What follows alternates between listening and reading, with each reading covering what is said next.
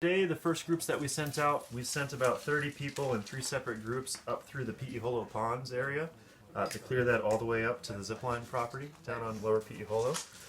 And so it comes out kind of on the bottom of our map here, but it's this gulch that starts to come into here, drops down into a series of swimming holes and really nice big ponds down here. We did have some free divers with us today that were able to free dive all the areas that we weren't able to check out. We do still have one pond down there that we're going to rappel down into. We feel pretty good that it's clear. We've checked it with a drone, but we do want to put a person down there to have them check it as well.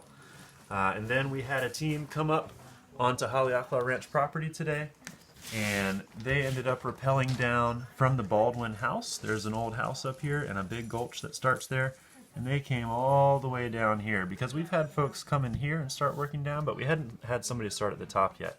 And so they went out at about 11 o'clock this morning. They're just getting ready to walk back into the parking lot, and they all covered about half of it. And so we're going to reinsert tomorrow and have a team finish sweeping that gulch. We also had a couple of blank spots on our saturation map. And so if we look down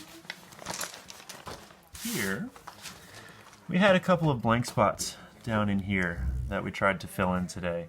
And so there's a couple of heavy ginger gulches down there, and they're definitely close enough to the parking lot and close enough to the road that it's still easily accessible for somebody who is wandering or running. So we sent about 30 people in through there in 2 different groups. And then we've also been sending people just back out onto the trail system because some time has gone by now and it's worth continuing to look in the local area. We do have teams tomorrow that we're going to start sending even further out and start to cover a bit more of this trail system. And we're going to start working in up here a little bit more and cover a bit more of that high ground in that trail system tomorrow. We are still looking for folks to come that have rappelling experience. We have a lot of divers that have volunteered, so I would say that we're about our limit for free divers, but it never hurts to have them. I just can't guarantee when we'll use them. And same with the drone pilots. You know, it's not like we have things for them to do all day, but when we have an area that we can't get to, that's the most effective way to get eyes up there pretty quickly.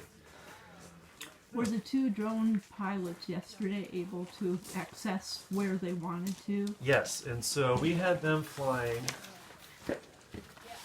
over a gulch in here that the deadfall and the ginger are so high and heavy that you can't really access it. And so it's not necessarily reasonable that somebody would willingly walk down into there. But if you were running from a pig or something like that and took off down into some ginger or something, we always believe that's a possibility. And so we wanted to just sweep that area as much as we could. We do have a line on a fellow that has a FLIR unit, which is an infrared unit that mounts to a drone. We're trying to get him out here as soon as possible. And I'm going to have him fly some of those lower areas.